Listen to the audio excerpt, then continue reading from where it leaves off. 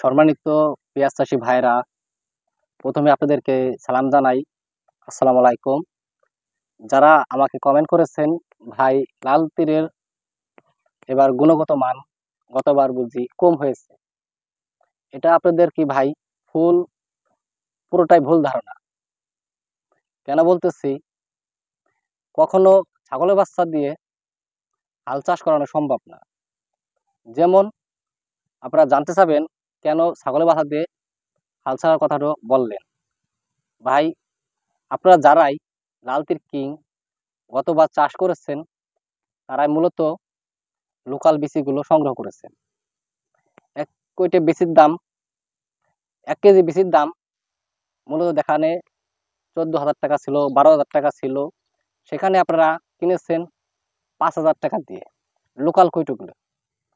এখন লোকাল কৈটোগুলো কিনে আপনারা যদি লাল তীর উপরে আপনারা সেই ক্লেমটা দেন, এটা পরিপূর্ণ আপনাদের ভুল বলা হবে। আমি তো গতবার লাল তীর পেঁয়াজ লাগাইছিলাম, ফলাফল ইনশাল্লাহ খুব ভালো। 8 মণ 9 মণ প্রায় প্লাস হয়ে গেছে। কাঠায় 9 মণ প্লাস আমার পেঁয়াজগুলো হয়েছে।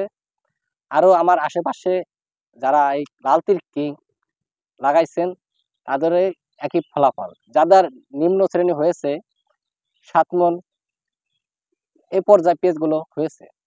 আপনারা যারা এই লোকাল বিচিগুলো কিনেছেন, সম্ভবত তাদের পেঁয়াজ হয়েছে 4 মণ, 3 মণ, যত্ন বুঝে।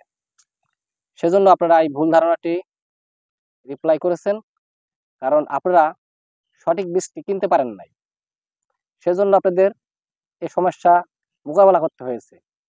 আপনারা অবশ্যই যাচাই বাছাই করে লাল তীর যে পেঁয়াজের বিছনটি আছে, সেই লোগোটি দেখে আপনারা বীজগুলো সংগ্রহ করুন। তাহলে আপনারা লাল তীর পেঁয়াজ থেকে সঠিক ফলনটি পাবেন।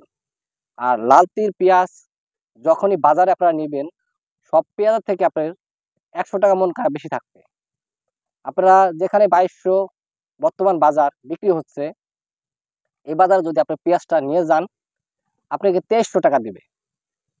যে ব্যাপারী আসবে, মন কারা আপনাকে 50 থেকে 100 টাকা বেশি কবে। আর এর গুণগত মানটা খুব ভালো, কালারটা ভালো, সব ভালো, খেতে ফসল হয় ভালো। তাহলে আপনারা ভুল বোঝার কোনো প্রশ্নই আসে না।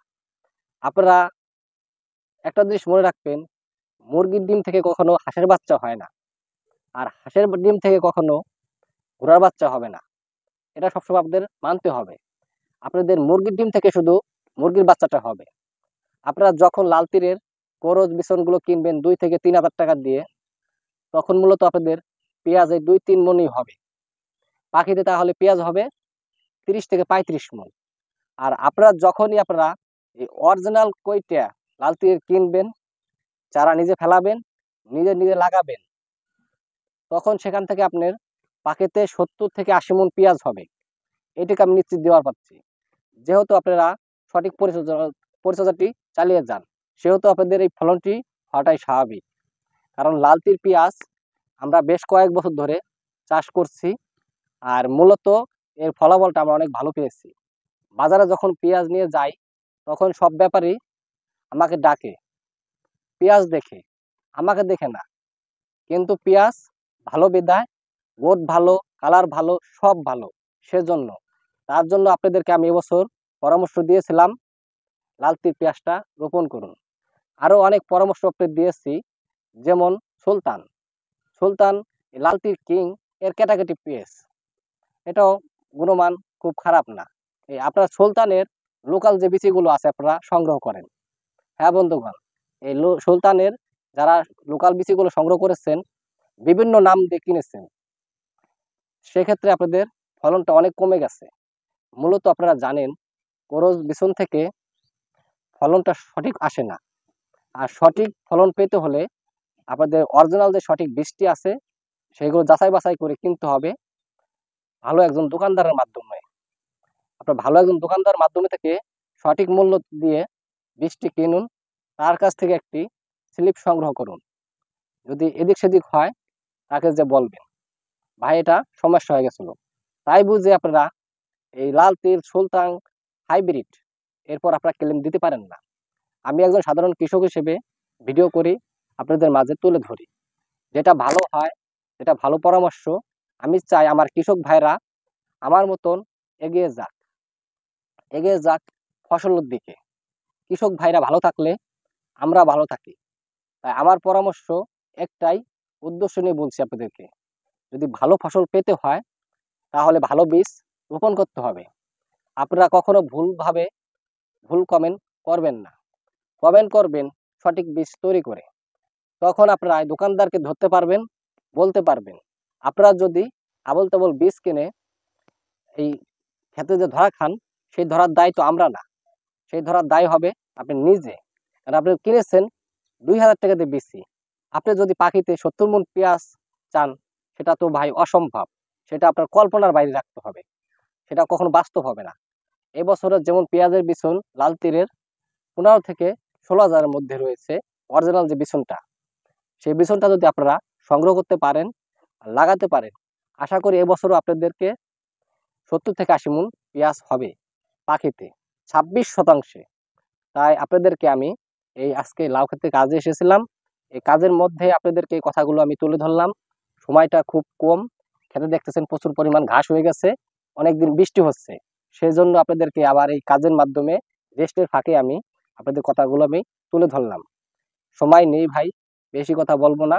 আপনাদের যে পরামর্শটি দিয়েছিলাম, লাল তীর কিং সুলতান হাইব্রিড, হ্যাঁ ভাই, এর ফলনটা খুব ভালো। এর ফলন আপনি যেরকম খরচ করবেন ঠিক সেরকমই পাবেন। আপনারা যদি যদি কাঠায় 10 মণ পেঁয়াজ রোপণ করতে যান, তাহলে সেক্ষেত্রে আপনাদের উন্নত মানের বীজ খেতে লাগাতে হবে। সে কথাটা অবশ্যই আপনারা নিজেরাও জানেন। যেহেতু জানেন, সেহেতু আপনারা বোকামি করে অল্প দামের বিচন কিনে টাকা নষ্ট না করে ভালো বিচন কিনে খেতে লাগান। চাং ভর্তি পেঁয়াজ হবে, মনে খুব আনন্দ থাকবে। বাজারে গেলে সম্মান পাবেন, বস্তা আপনার মাথা থেকে কেড়ে নিয়ে যাবে। এ কথাটা মনে রাখেন। এতক্ষণ আমার ভিডিও আপনারা দেখলেন। অবশ্যই আপনাদের এই পেঁয়াজ লাগানোর আগে একটি পরিচর্যা করতে হয়। সেই পরিচর্যাটি অবশ্যই আপনারা অনেকে করেন না। এই মাটিতে প্রচুর পরিমাণ ঘাস জন্ম নেয়। এই গ্যাসের ক্ষেত্রে পেঁয়াজ কিছু জায়গায় বড় থাকে, কিছু জায়গায় আবার ছোট থাকে। এই ভুলটি আপনারা অনেক বছর ধরে করতেছেন, সমাধান করতেছেন না। এবার এখনই আপনাদের সঠিক সময়। যখন ধান কাটা হয়ে যাবে, তখন পাখিতে 40 কেজি চুন, দোলক চুন ভালো করে জমিতে ছিটিয়ে দিবেন। ইনশাল্লাহ আপনার পেঁয়াজ এবার সার ওষুধ খেতে কম লাগবে। এবার যদি এই পরামর্শটি ভালো লাগে, অবশ্যই আপনারা এই পেঁয়াজের পরে আমাকে কমেন্ট করে জানাবেন, ভাই আপনি সঠিক পরামর্শ দিয়েছিলেন। তাহলে আপনারা এই বছর যখনই পেঁয়াজ লাগাবেন, প্রতি পাখিতে 1 মণ করে দোলক চুন ব্যবহার করুন। পেঁয়াজ লাগানোর 15 দিন আগে যখনই আপনারা ভুঁইতে চাষ দিবেন, চাষের সময় দোলক চুনটা পুরো জমিতে ভালো করে ছিটিয়ে দিবেন। আশা করি আপনার জমিতে কোনো ঘাস থাকবে না, জমিতে ফসল এখানে সেখানে আপ ডাউন থাকবেন না। ফসলও খেতে যা বসবেন, একভাবে পুরো ফসলটা থাকবে। সেজন্য আপনাদেরকে আমি এই পরামর্শগুলো দিলাম। আর আপনারা যে এই লাল তীর, সুলতান, বিভিন্ন ধরনের পেঁয়াজ চাষ করেন, আরো অনেক আছে, চক্র, ৮০, এগুলো যতক্ষণ আপনারা চাষ করতেছেন, ভালো মানের পেঁয়াজ ভাই। ভালোকে সবসময় ভালো বলতে হয়, ভালোর কখনো খারাপ বলা যায় না, আর খারাপকে কখনো ভালো বলা যায় না। সেজন্য আমি এই পরামর্শটা আপনাদের দিচ্ছি। আপনারা যখনই পেঁয়াজ চাষ করবেন, আপনারা নিজেরা চারা দেওয়ার চেষ্টা করবেন। আর নিজের চারা ভালো বিচন কিনে চারাগুলো দিবেন, ভালো ফলন পাবেন।